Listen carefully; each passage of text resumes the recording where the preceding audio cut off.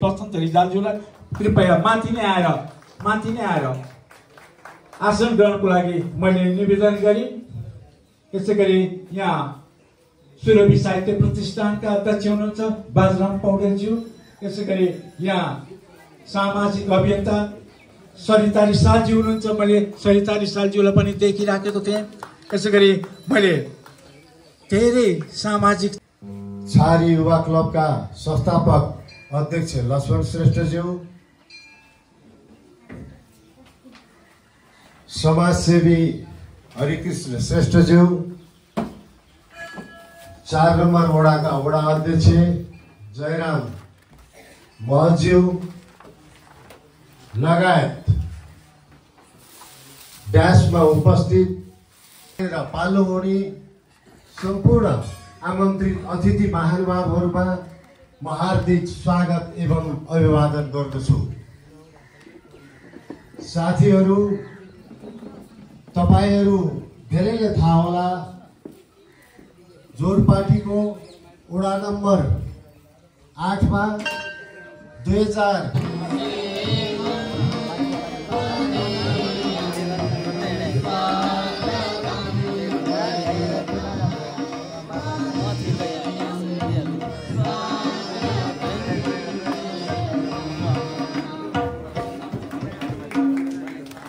जीवन उपयोगी बनाउनु पर्छ। आफ्नो जीवनलाई त्यही खालको किसिमले समाजसेवाको क्षेत्रमा अगाडि बढाउनु पर्छ भन्ने कुरा तपाईँको बिचमा म राख्न चाहन्छु। वास्तवमै गहिराइमा इनडेप्थमा गएर यदि हामीले शारीरिक रूपलाई पुर्यो भने हामीले पनि आफ्नो जीवनलाई त्यही खालको रूपमा रूपान्तरण गरेर समाज एउटा प्रगतिको एउटा उन्नयनको अभियानमा चाहिँ हामी कर्ताको रूपमा अगाडि बढ्नुपर्छ भन्ने हिसाबले त्यसले जे खालको सन्देश, जे खालको शिक्षा दिन खोजेको छ त्यसलाई हामीले अनुसरण गर्नु। हाम्रो गुरुकुलको संस्थापक अध्यक्षज्यूलाई यो मौका दिनुभएकोमा विशेष छारी क्लब लगायत सम्पूर्ण छारी क्लबको परिवारलाई धन्यवाद दिँदै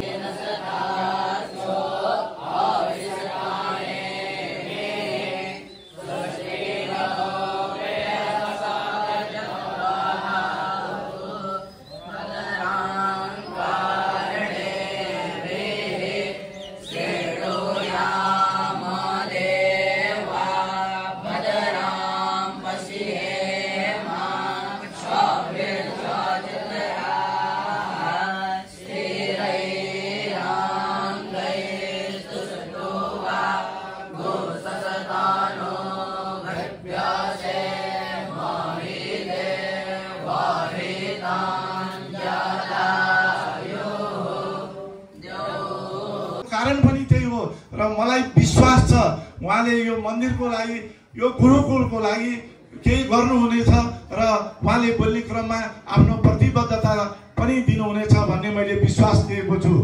त्यसै गरी होइन, उद्धव भाइले भने जस्तै यो अक्षय कोषको स्थापना गर्नलाई कसरी यो भयो भन्ने क्रममा छारी युवा क्लब 2049 सालमा स्थापना भएको र छारी क्लबले गरेका कर्मका बारेमा माधव खनालजीले भनिसक्नु भएको छ। संरक्षण यो छारी युवा क्लब भनेको एकदम ज्यादै पुरानो क्लब हो। स्थापना भएको साल त मलाई ठ्याक्कै थाहा छैन।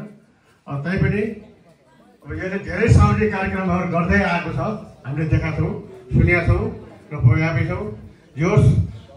यो क्लबलाई हामी धेरै धन्यवाद। बागमती प्रदेशका संस्कृति तथा पर्यटन मन्त्री मान्य विमल ठकुरीज्यू, ड्यासमा आसीन आदरणीय व्यक्तित्वज्यूहरू, यहाँ उपस्थित सम्पूर्ण मैले मान्नुपर्ने आदरणीय सम्माननीय हौ वेद ज्ञाता तिमी, मेरो जीवनको तिमी सफलता, विश्वात्म धाता तिमी, गर्दै भक्ति अपारती चरणमा, पर्दै स्वयं अर्पण, दाता श्री ऋषि राम हे गुरु यहाँ, तिम्रो गरौँ वन्दना। धन्यवाद सभा शोभा सञ्चालक महोदय, अवसर मिल्यो राम्रो गोष्ठीमा काव्यको लय संस्थापक सभाध्यक्ष प्रमुखातिथि हे गुरु मान्यवर सबैलाई अभिवादन गर्दछु।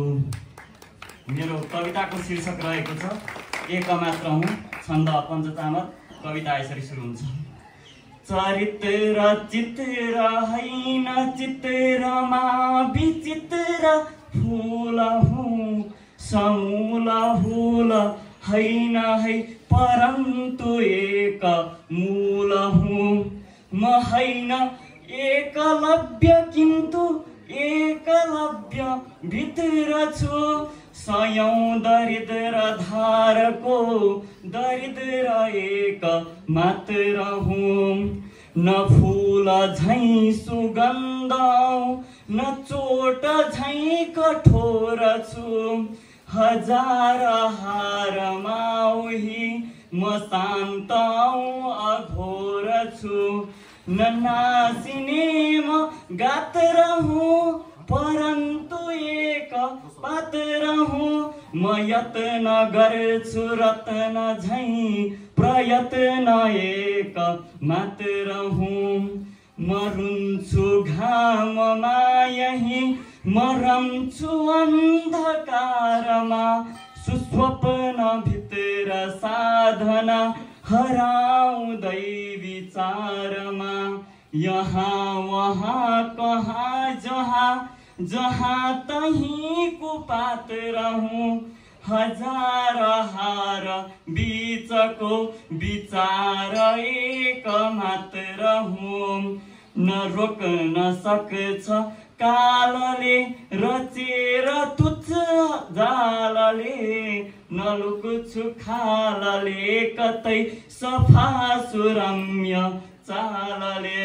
म क्षेत्रहीन नेत्र उही म एक छात्र हुँ समस्त विश्व भित्रको अनन्त एक मात्र हुँ समस्त विश्व भित्रको अनन्त एक मात्र हुँ। धन्यवाद।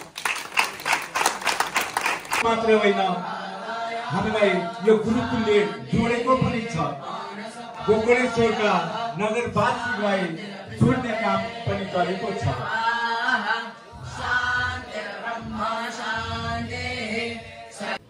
श्वास प्रश्वासले अलिक दुःख दिन्छ।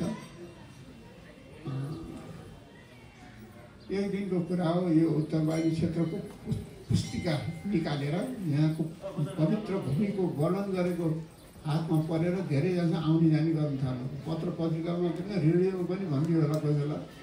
सुनिसके क्लबले शिक्षामा पनि त्यत्तिकै योगदान पुर्याएको छ, खेलकुदमा पनि त्यत्तिकै योगदान पुर्याएको छ र विभिन्न अरू क्रियाकलापहरूमा पनि योगदान पुर्याएको कुरा सर्वप्रथम तपाईँहरूमा आज राख्न चाहन्छु।